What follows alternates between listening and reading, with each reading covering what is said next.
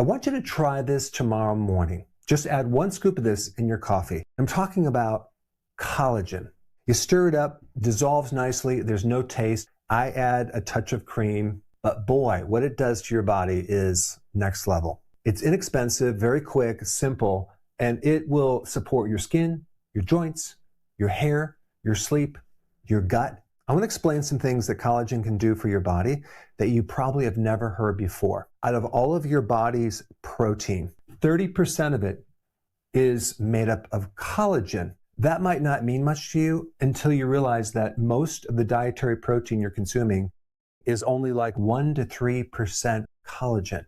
So there's a huge gap between the dietary collagen that's coming in from your diet and the collagen that's ending up in your joints, your tendons, your ligaments, your muscles, and all of the other connective tissue that holds everything together. Also, the more tender the meat, because people love tender meat, the less the collagen. People don't like to chew the gristly, tough meat, but in reality, that's where you get a lot of collagen. Tenderness means low collagen, and people nowadays don't consume nose to tail like our ancestors did, but we love our tender muscle meat. So we're getting a lot of protein, but not enough collagen. And as we age, we lose our collagen. We lose our skin, our joints, our hair. We don't sleep that well. And even we lose the tight junctions that keep our guts from developing leaky gut. The other thing you should know about collagen is that 1/3 of collagen is a very specific amino acid called glycine. And yes, it's true that our body can make some glycine, but not very much. And so most people are very deficient in this thing called glycine. And those of us that are not consuming enough collagen, we're not getting this glycine. Let's start with the benefits from collagen, including glycine. The first one, sleep.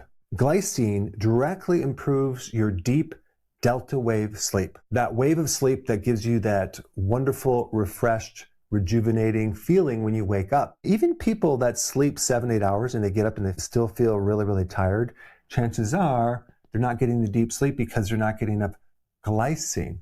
Glycine also helps increase something called GABA, and it helps calm you down, and it really helps you rejuvenate through the night. Number 2, gut health. Glycine is essential to keep this gut healthy, especially in repairing the gut lining. If you have any type of inflammation, bloating, leaky gut, you want to be taking glycine from collagen. If there's food allergies, if you have an autoimmune disease, which usually starts in the gut, this can greatly help you. Glycine directly reduces gut inflammation. This next one is big. Detoxification requires glycine. Why? Because glycine is the precursor, the building block for glutathione, which is the master detoxification compound for your liver. And without glycine, you can't make glutathione. And without glutathione, you can't detoxify your liver. So toxins build up, inflammation builds up, you can't detoxify excess hormones. All of the things we're exposed to, plastics, chemicals, environmental pollution that's almost impossible to avoid, is dealt with by glutathione in your liver if you have enough of this, glycine. So glycine is very anti-inflammatory. And if a person is on medications, they need to support this glutathione in the liver more than someone who's not on medications, because medications are extra stress on the liver, thereby increasing the demand for more glycine. Let's next talk about hair. Premature graying. There's reports that glycine can help slow that down. There's an enzyme called catalase in your body that helps you break down something called hydrogen peroxide. Hydrogen peroxide is made by your immune system and by other cells to help defend itself. And sometimes there's too much hydrogen peroxide, which can actually make your hair lose its pigment and cause graying. Well, guess what? You need glycine for catalase. Catalase is dependent on glycine, or it just can't work. Next one, blood sugar. Yes, blood sugar. Glycine makes your blood sugar more stable. It also helps make insulin more sensitive. And that means you can handle blood sugars much better with less insulin, which then creates a cascade of good effects. Easier weight loss, less belly fat, less fatty liver. And there's one other thing that's really interesting. There's an opposing hormone to insulin that does the opposite of insulin. It's called glucagon. And glycine supports glucagon. So those people have too much insulin and they have too much weight gain. It's actually a good thing to support this opposite hormone, glucagon, because it does the reverse actions. Next one is very interesting too. Glycine competes for something called uric acid, so it's really good for gout. Glycine also helps to reduce oxalates that bind with calcium, decreasing your risk of kidney stones. And as a side note, magnesium also will help reduce oxalate stones as well. Glycine is also essential to make something called heme, the protein in blood.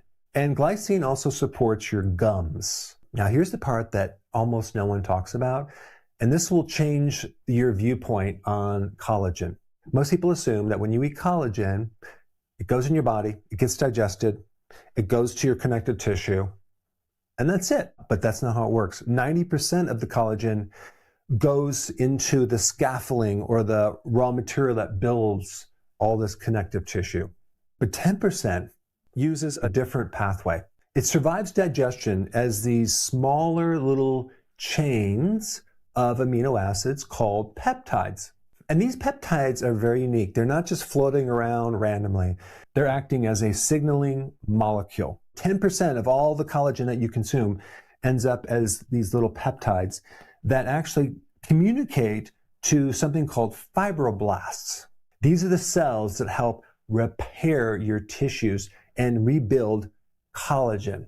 And so think about it. When you eat steak, fish, eggs, chicken, you're not getting a lot of collagen. Even if you consume whey protein powder, you're not getting a lot of collagen. So unless you're consuming food with collagen, you're not going to get this little thing right here, which is super important for repair. And I'm talking about all the things right through here. Before I get into a couple more key things about collagen, I want to just mention what destroys collagen.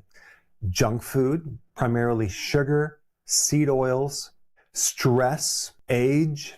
When you're like 17 years old, you are at the peak of your collagen production, your elasticity, your skin, your gut is at its best it's ever going to be, okay?